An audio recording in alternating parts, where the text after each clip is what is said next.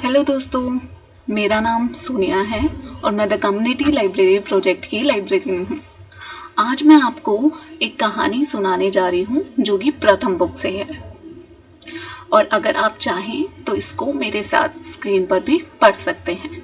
और ऐसी ही और मज़ेदार कहानियाँ अगर आपको सुननी है या पढ़नी है तो आप स्टोरी वीवर वेबसाइट पर जाकर पढ़ सकते हैं। लिंक नीचे दिया गया है। तो आज की कहानी शुरू करते हैं। आज की कहानी का नाम है द कॉफी लेजेंड, कॉफी की कहानी। और इसको लिखा है अलेमू अबेबे ने और इसके चित्र बनाए हैं इडोवू अबायोमी ओलुवेसेगन ने। मुझे मालूम है ये कि बहुत लंबा नाम है ये। तो चलिए आज की कहानी शुरू करते हैं।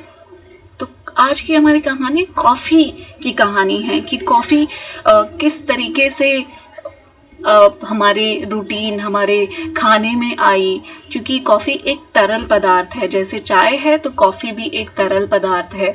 तो कैसे वो हम लोगों ने जैसे चाय पीना शुरू कर दिया तो कॉफ़ी को भी हम लोगों ने कैसे पीना शुरू कर दिया। तो ये कहानी है कि कैसे कॉफ़ी को डिस्कवर किया गया, कैसे उसको खोजा गया और उसको लेकर आया गया हमारे खाने में, हमारे पीने की चीज़ों में कैसे ऐड किया गया। तो जैसे कि आप लोगों ने सुना होगा कि कॉफ़ी बहुत ही अच्छा सोर्स है। अब जब आप उसको पी लेते हैं तो आपको एक फ्रेशनेस आती है, आप एकदम एक्टिव फील करते हो, आप बहुत ही अलर्ट हो जाते हो, जागरूक हो जाते हो। आपने सुना होगा कि बड़े बच्चे होते हैं या लोग जो भी हैं अपना काम पूरा करने के लिए या उन्हें देर रात तक काम करना है तो वो 2-3 बार कॉफ़ी पीते हैं, क्योंकि कॉफ़ी उन्हें जागे रहने में मदद करती है, उनको बहुत एक्टिव रखती है, इसलिए वो कॉफ़ी पीते हैं। तो ये तो हो गई कॉफ़ी की बात। तो चलिए पहले कॉफ़ी की कहानी देखते हैं कि कॉफ़ी की कहानी में क्या है।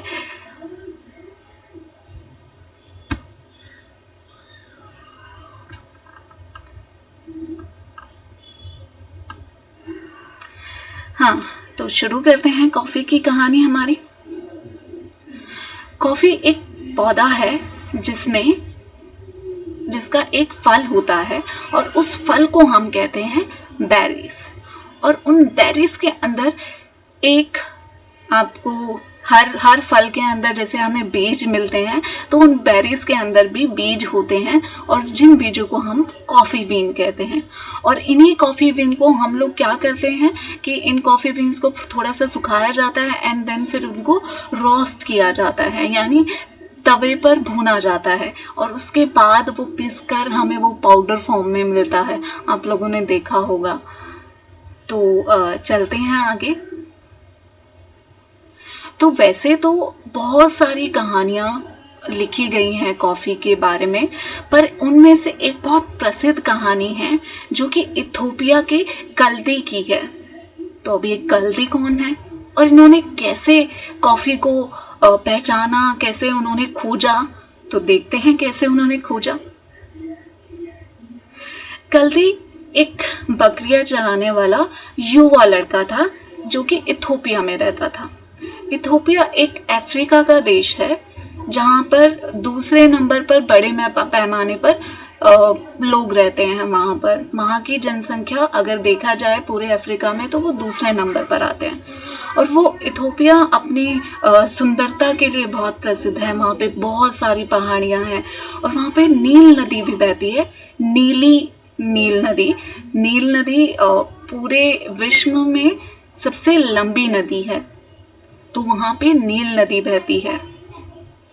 तो कल्दी वहीं का रहने वाला था और वो एक युवा लड़का था जो भेड़ बकरियां चराता था।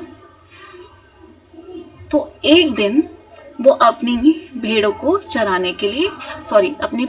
चराने के लिए ले गया। तो बकरियों ने देखा एक पौधा जिसमें लाल लाल रंग के फल लगे हुए हैं। तो बकरियों ने क्या किया, जाकर उनको खा लिया। अब कल्दी ने देखा कि बकरियों ने ये फल खाते ही कूदना शुरू कर दिया इधर उधर, कि वो कूद रही हैं इधर उधर, इतनी एक्टिव हो गई हैं वो।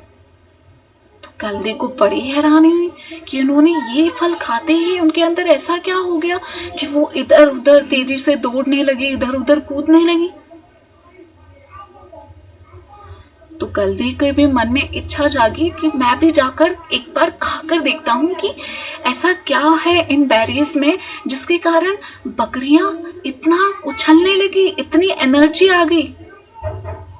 तो कल्दी गया और कल्दी ने भी वो फल तोड़ा और खाया। पर आपको पता है क्या हुआ? कल्दी को वो बहुत ही ज्यादा कड़वा लगा, क्योंकि कॉफी बहुत कड़वी होती है, आप उसको ऐसे नहीं खा सकते हैं। तो कल्दी को उसका टेस्ट बहुत ही ज्यादा कड़वा लगा। और जैसे ही बकरियों का हाल हुआ, तो वैसे ही जब कल्दी ने वो फल खाया तो कल्दी का भी हाल वैसा ही हुआ। कल्दी को भी एकदम बॉडी में एनर्जी फील हुई और वो बहुत ही चौकन्ना हो गया, एकदम तंदुरुस्त, एकदम उसे फ्रेश लगने लगा कि वो बहुत ही एक्टिव हो गया है। तो उसको ये फल तो बहुत अच्छा लगा कि ये तो बड़ा ही अच्छा है कि मैं बस वो फल खा के मैं बहुत सारा काम, क्योंकि मुझे ऐसा लग रहा है कि मेरे में अंदर बहुत सारी एनर्जी आ गई है, तो इसके लिए मैं क्या करता हूँ कि ये फल तोड़ के और भी रख लेता हूँ कि आगे मुझे जब ज़रूरत पड़ेगी तो मैं इनको खा लिया करूँगा। तो उसने क्या किया कि एक टोकरे में वो सारे फल ले और घर चला गया और घर जाकर उसने अपनी पत्नी को दिए वो कि तुम भी थोड़े से खाकर देखो। और उसकी पत्नी ने भी वो खाकर देखा और उसको ही सेम ऐसा ही महसूस हुआ जो कि कल्दी को महसूस हुआ था। और कल्दी और उसकी पत्नी को ये लगा कि ये तो भगवान का दिया हुआ गिफ्ट है कि इनमें इतनी शक्ति है इन बेरीज में कि आपको खाते ही एकदम एनर्जी आ जाती है आपके शरीर में। पर आपको ऐसा लगता है कि वो भगवान का दिया हुआ गिफ्ट था? नहीं, कि तो कॉफी का असर था। थोड़े दिनों के बाद कल्दी और फ्रूट्स और पत्ते लेकर घर की तरफ चल पड़ा। पर लेकिन वो घर नहीं गया, वो मठ की तरफ गया। मठ एक ऐसी जगह होती है जहाँ पे संत वगैरह, साधु वगैरह रहते हैं।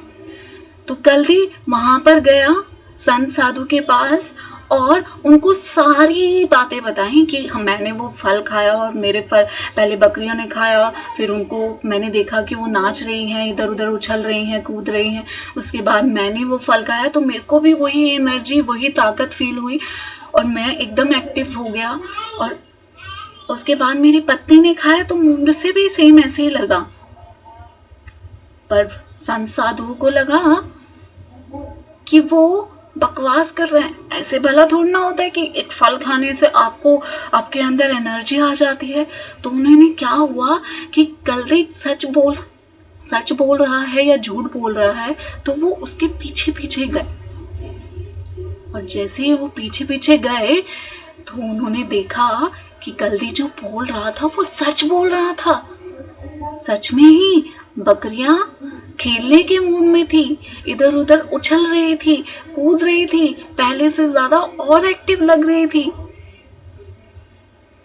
तो वापस से साधु अपने मठ में गए और उन्होंने सब साधु संत को ये बात बताई कि चलो अब हम क्या करते हैं, इस कॉफी को उबाल कर पीते हैं।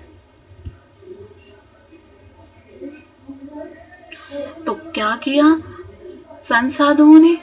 उन्होंने इस फल को उबाला और पीने के लिए वो बैठे। तो आप सोचिए क्या हाल हुआ होगा। ऐसे तो ये फल बहुत ही ज्यादा कड़वा होता है। तो उन्होंने जैसे ही वो फल उबाल कर वो पिया तो वो तो उन्हें बहुत ही ज्यादा कड़वा लगा। उन्हें ऐसा लगा कि ये तो किसी शैतान के लिए बनाया हुआ कोई ड्रिंक है। तो उन्होंने क्या किया, जितने ही बाकी फ्रूट्स थे उन्होंने क्या किया कि आग में फेंक दिया। और अचानक ही उन्होंने देखा, जैसे उन्होंने आग में फेंका तो एक भीनी भीनी सी बहुत ही प्यारी सी खुशबू चारों ओर फैल गई है, उस आग से निकल कर आ रही है। तभी उन्हें समझ आया कि हम इसको ऐसे ही नहीं खा सकते हैं।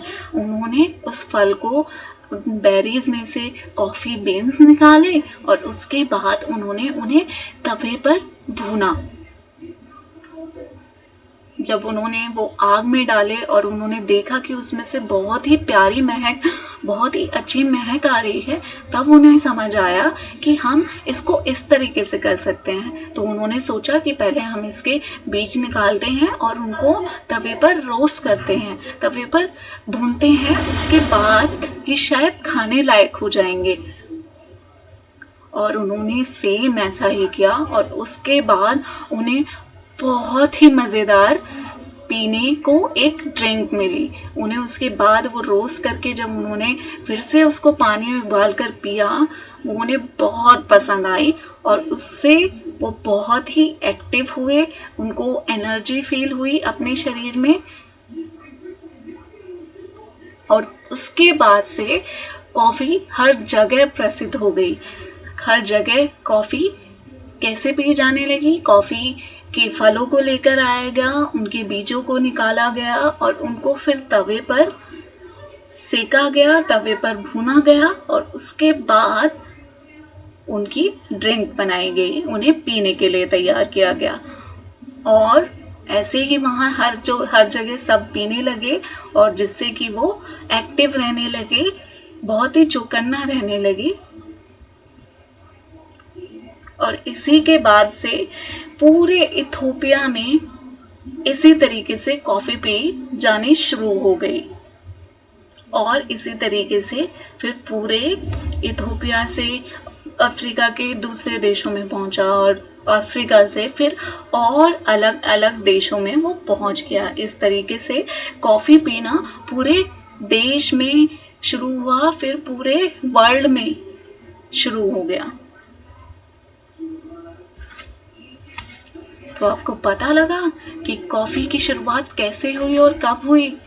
इस कहानी के ज़रिए उन्होंने बताने की कोशिश करी कि कॉफ़ी को किस तरीके से पहले खोजा गया और उसके बाद उसको पीने के लिए किस तरीके से लाया गया। और यहाँ पर हमारी कहानी ख़त्म होती है। मैं उम्मीद करती हूँ कि आपको ये कहानी पसंद आई होगी। थैंक यू बच्चों। अपना ध्यान रखिए, घर पर रहिए, सुरक्षित रहिए। बाय।